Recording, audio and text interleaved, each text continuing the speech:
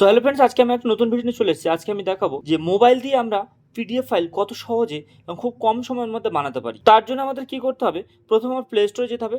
Play স্টোরে গিয়ে এখানে সার্চ অপশনে লিখতে হবে ক্লিয়ার স্ক্যানার, ক্লিয়ার। এখানে দেখুন এই ক্লিয়ার স্ক্যানার এসে গেছে। এই ক্লিয়ার স্ক্যানার মারার পরে দেখুন এখানে ক্লিয়ার স্ক্যানার যে এসে গেছে। আমার এখানে ইনস্টল করা আছে, যেহেতু আমি আগেতে ইনস্টল করে রেখেছি, তা আপনারা ইনস্টল করে নেবেন। তো ইনস্টল করার পর কী করবো, আমি সরাসরি ওপেন করব। ওপেন করার পর দেখুন এখানে খুলে যাওয়ার পর এখানে দেখুন দুটো অপশান দেখাচ্ছে। একটা হচ্ছে গ্যালারি আর একটা হচ্ছে ক্যামেরা। গ্যালারি থেকে আপনি ছবি নিয়ে সরাসরি করতে পারেন, আবার ক্যামেরা থেকে সরাসরি ছবি তুলেই করতে পারেন। তো আমি ক্যামেরা থেকেই করে দেখাই। প্রথমে আমি কী করব, ধরুন এই কিছু ডকুমেন্টস আমি নিলাম, এগুলোকে আমি ছবি তুলব। ক্যামেরা ওপেন করলাম, দেখুন এই ছবিগুলো আমি তুলে নিচ্ছি এখান থেকে।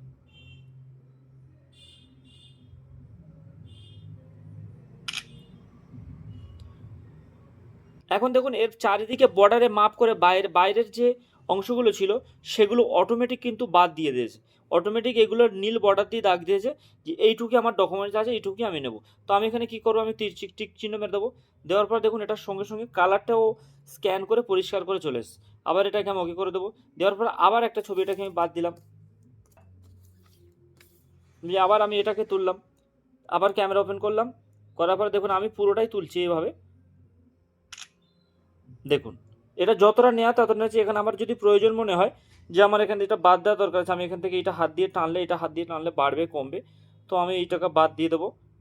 এখান থেকে এটা বাদ দিয়ে দিলাম, দিয়ে আমি ওকে করে দিলাম।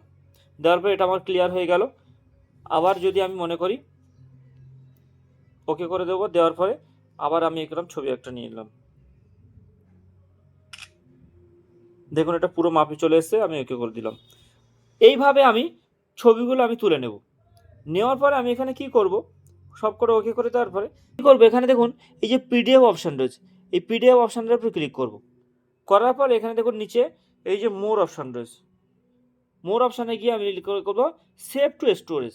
এই যে দেখুন সেভ টু স্টোরেজ, এই সেভ টু স্টোরেজ আমি ক্লিক করে দেবো। দেওয়ার পরে আমার পিডিএফটা অটোমেটিক তৈরি হয়ে যাবে। দেওয়ার এখানে দেখুন লেখা হচ্ছে এই ডকুমেন্টের নাম চেঞ্জ করতে পারি। আমি ফাইল নেমটা চেঞ্জ করে দেবো। ধরুন আমি ABC একটা নাম দিয়ে দিলাম। এখানে একটা পাসওয়ার্ড দিতে বলছে, এই পাসওয়ার্ডটা আমি দিতে পারি।